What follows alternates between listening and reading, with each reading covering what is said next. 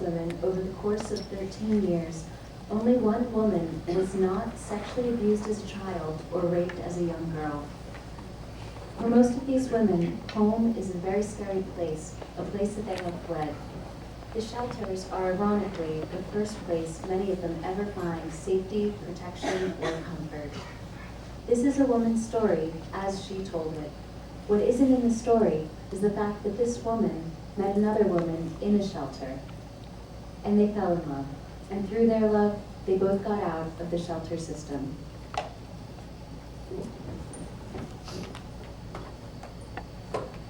Memory, December 1965, 5 years old. My mama tells me in a scary, loud, life-threatening voice to stop scratching my coochie snorcher. I become terrified that I've scratched it off down there. I do not touch myself again, even in the bath. I'm afraid of the water getting in and filling me up so I explode. I put Band-Aids over my coochie to cover the hole, but they fall off in the water.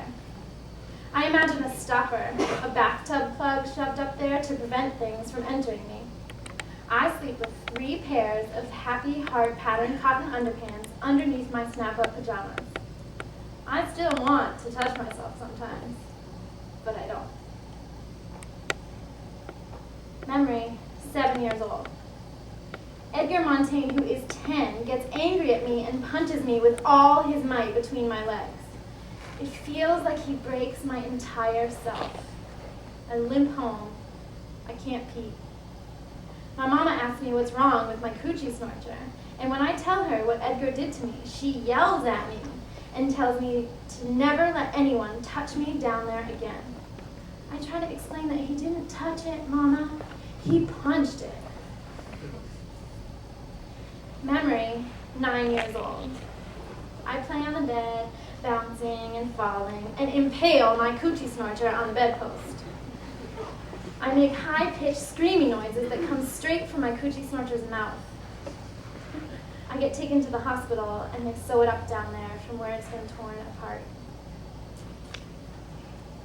Memory, 10 years old. I'm at my father's house, and he's having a party upstairs. Everyone's drinking.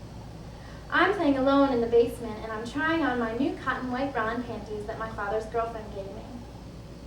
Suddenly, my father's best friend, this big man Alfred, comes up from behind and pulls my new panties down and sticks his big, hard penis into my coochie snorcher.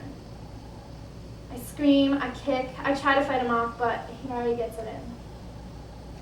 My father's there then, and he has a gun, and there's a loud, horrible noise, and then there's blood all over Alfred and me.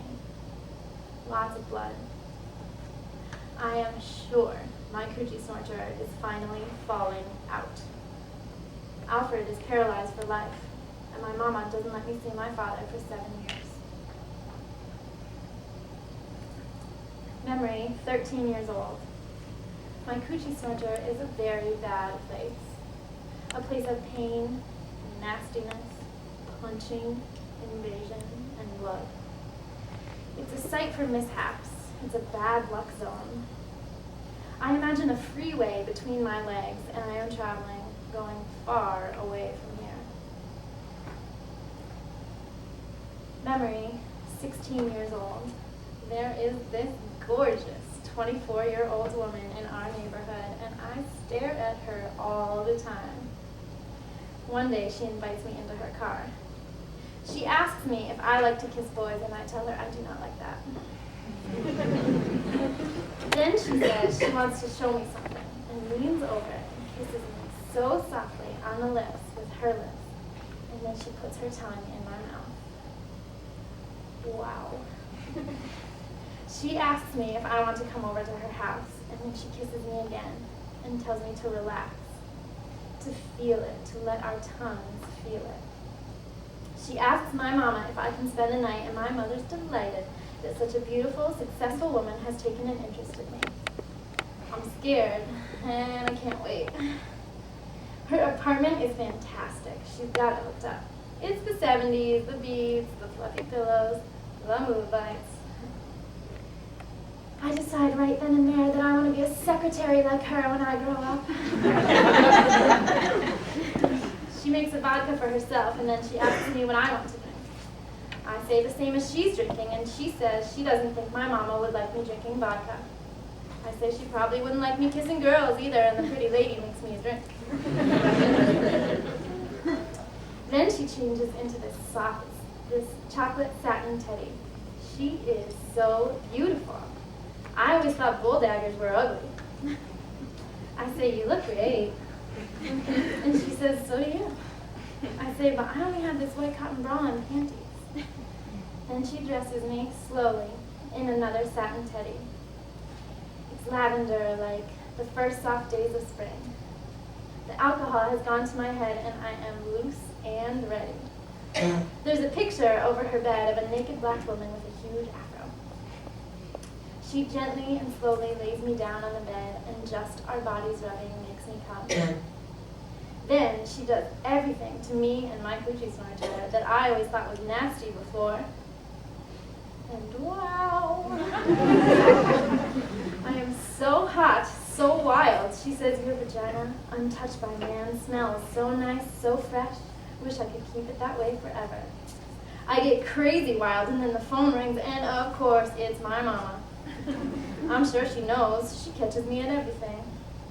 I'm breathing so heavy, and I try to act normal on the phone, and she asks me, what's wrong with you? Have you been running? I say, no, Mama. Exercising. Then she tells the beautiful secretary to make sure I'm not around boys. And the lady tells her, trust me, there's no boys around here.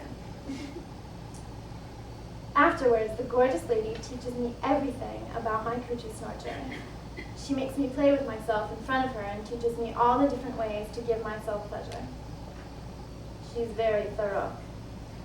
She tells me to always know how to give myself pleasure so I'll never need to rely on a man. In the morning, I'm worried that I've become a butch because I'm so in love with her.